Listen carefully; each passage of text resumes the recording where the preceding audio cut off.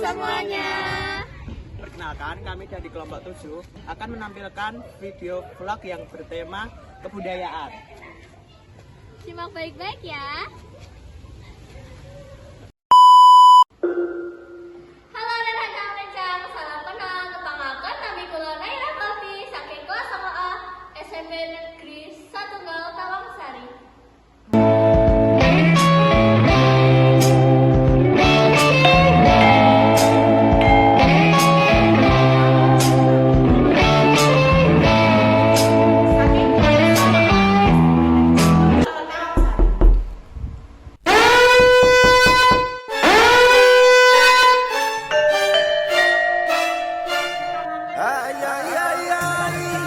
Kelas 9A SMP Setunggal Tawangsari.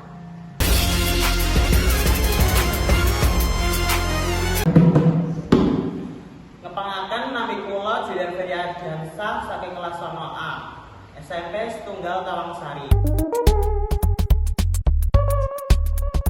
Kepangaken nami kula Alifwan Saputra saking kelas 9A SMP Setunggal Tawangsari. Oh iya, kenapa kita ada di sini? Kita di sini untuk mengenalkan kepada kalian apa aja sih alat-alat gamelan itu. Memangnya alat-alat gambar itu apa aja? Yuk kita tanya Pak Juna. Di sini saya akan memperkenalkan kepada kalian alat-alat gamelan yang ada di sini. Di sebelah kiri saya ada alat gamelan yang berupa gongam. Dan di sebelah depan saya ini ada kendang. Dan di sebelah yang paling belakang adalah gong.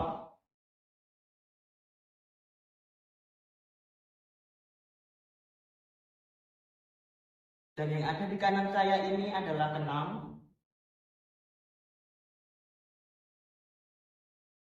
Dan yang ada di depan saya adalah gender.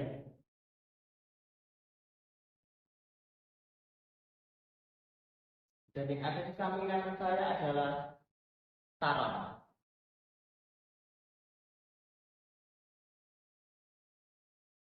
Pak Juna, apa aja sih fungsi dari alat-alat tersebut?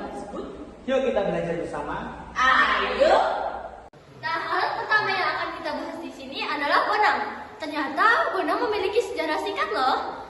Nama Bonang dikaitkan dengan Sunan Bonang, yaitu salah satu wali songo yang menyebarkan Islam di Jawa.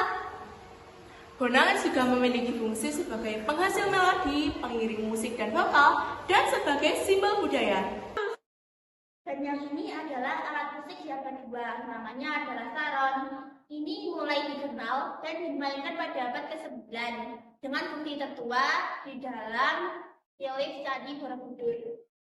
Fungsi saron ada 3, yaitu yang pertama sebagai pengatur melodi utama, dan kedua sebagai pewarna dalam permainan saron, yang ketiga sebagai kestabilan dalam permainan ini.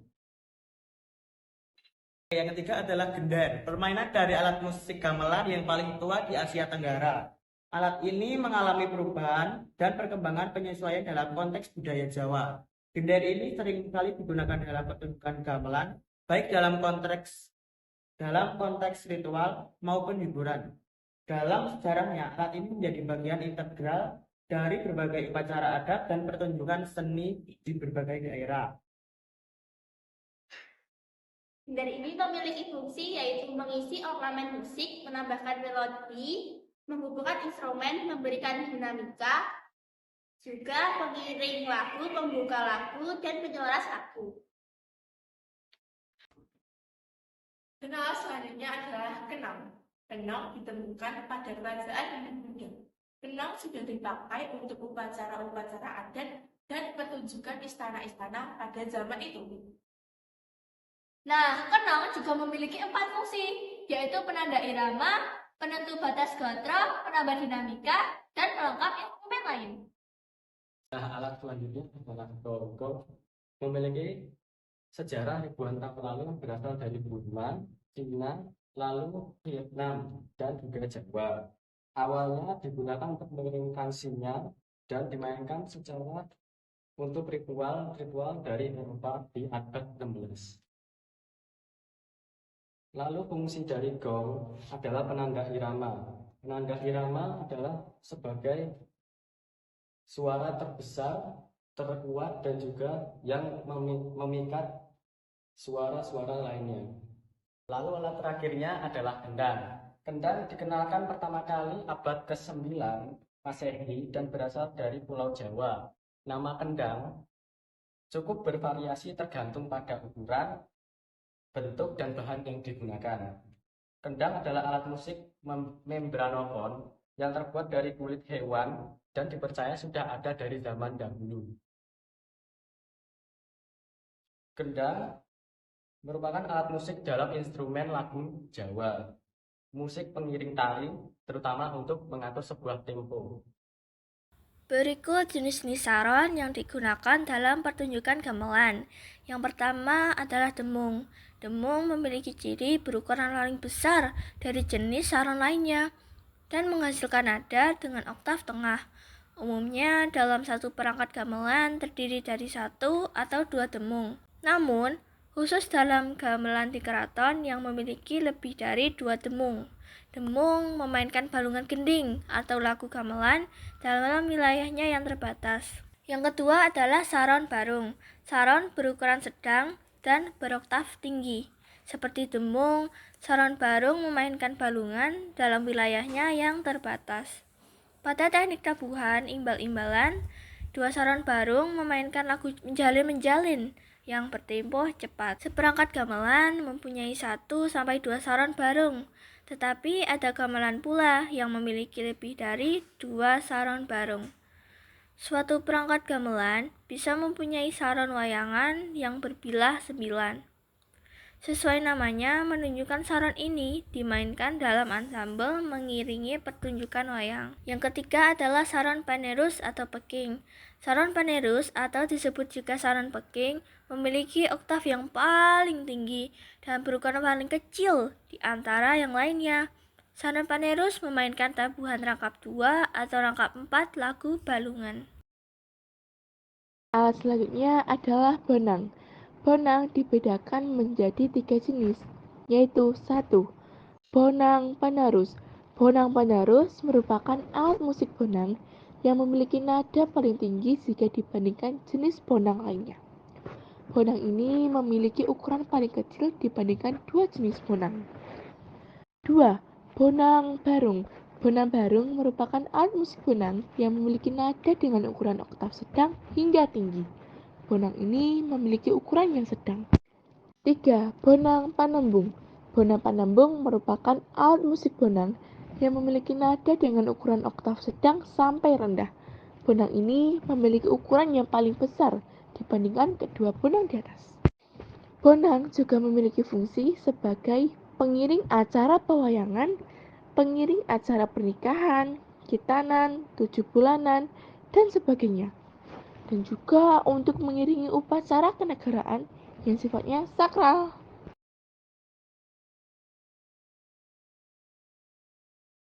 Gong dibagi menjadi berbagai jenis berdasarkan fungsi, bahan, dan daerah. Gong berdasarkan fungsi ada 5, yaitu gong agung, gong suwekan, bonang, kenong, kempul. Dan berdasarkan bahan ada 2, yaitu perunggu dan juga besi. Lalu, gong berdasarkan daerah ada 3, yaitu Jawa, Bali, dan juga Sunda. Jenis-jenis kendang di berbagai daerah. Yang pertama, kendang Sunda.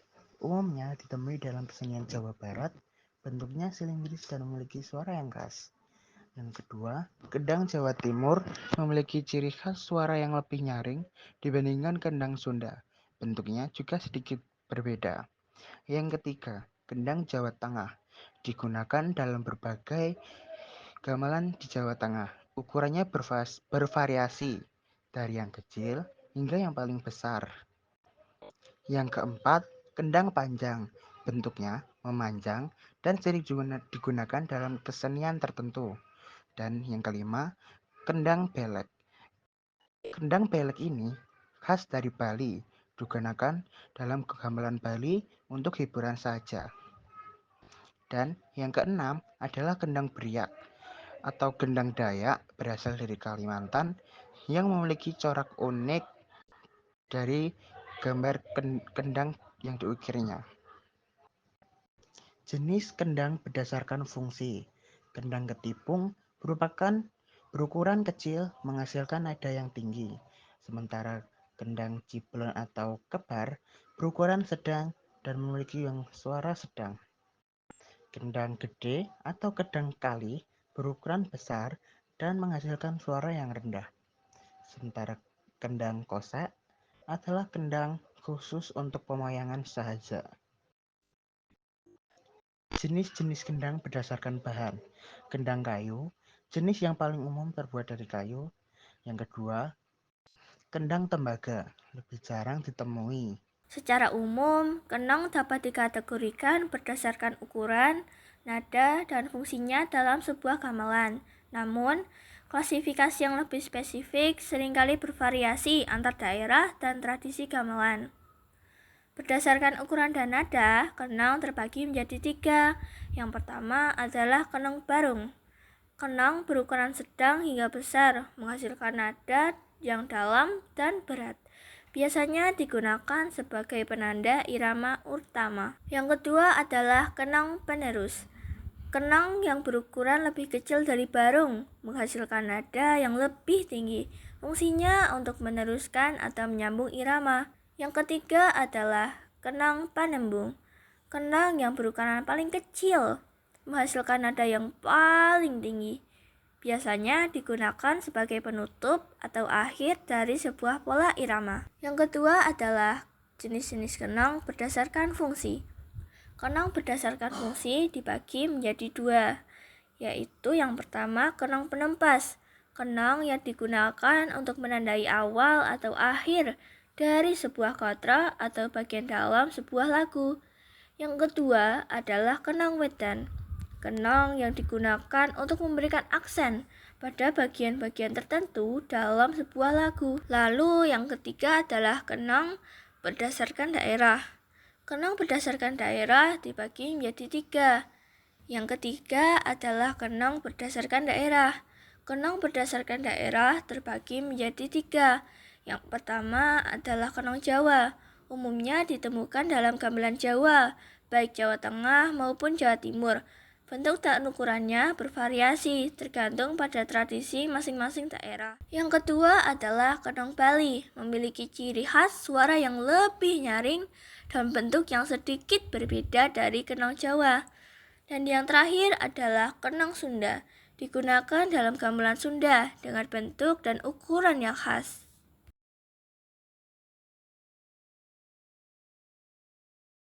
Gender.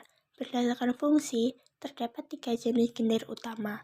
Pertama, gender barung, yaitu gender dengan ukuran paling besar dan nada paling rendah. Instrumen ini berfungsi sebagai fondasi melodi dalam sebuah gending, sehingga perannya sangat penting dalam membangun struktur musikal. Selanjutnya, gender panerus, yang berukuran lebih kecil daripada gender barung, serta memiliki nada yang lebih tinggi. Fungsi dari gender ini adalah mengikuti melodi yang dimainkan oleh gender barung, sehingga memperkuat alur musik yang sudah ada. Terakhir, selentem, merupakan gender dengan ukuran paling kecil dan nada paling tinggi. Perannya adalah sebagai penghias melodi, memberikan sentuhan tambahan yang memperkaya suasana musikal. Berdasarkan laras, gender dapat dibedakan menjadi gender slendro dan gender pelok. Gender slendro menggunakan laras slendro yang memiliki 5 nada, dan laras ini umumnya menciptakan nuansa yang lebih ringan dan sederhana. Di sisi lain, gender pelok menggunakan laras pelok yang juga memiliki 5 nada, namun dengan tangga nada yang berbeda. Laras pelok cenderung lebih kompleks dan memberikan warna suara yang berbeda dibandingkan dengan slendro. Selain itu, dalam satu set gamelan yang lengkap, biasanya terdapat beberapa gender dengan fungsi yang berbeda-beda. Keberagaman ini bertujuan untuk menciptakan warna suara yang kaya dan bervariasi, sehingga keseluruhan gending menjadi lebih hidup dan dinamis. Perbedaan utama antara jenis-jenis gender ini terletak pada ukuran, nada, dan fungsi dalam sebuah gending. Gending parung dengan suaranya yang paling dalam berfungsi sebagai fondasi melodi, sedangkan sentem yang memiliki suara paling tinggi justru berperan sebagai penghias melodi. Kombinasi dari berbagai jenis gender ini memungkinkan terciptanya komposisi musik yang harmonis dan indah dalam kesatuan gamelan. Nah teman-teman, apakah kalian paham tentang alat gamelan di sini? Paham, Julian. Nah, sayang sekali kita sudah berada di penghujung video. Bagaimana? Apakah videonya menarik?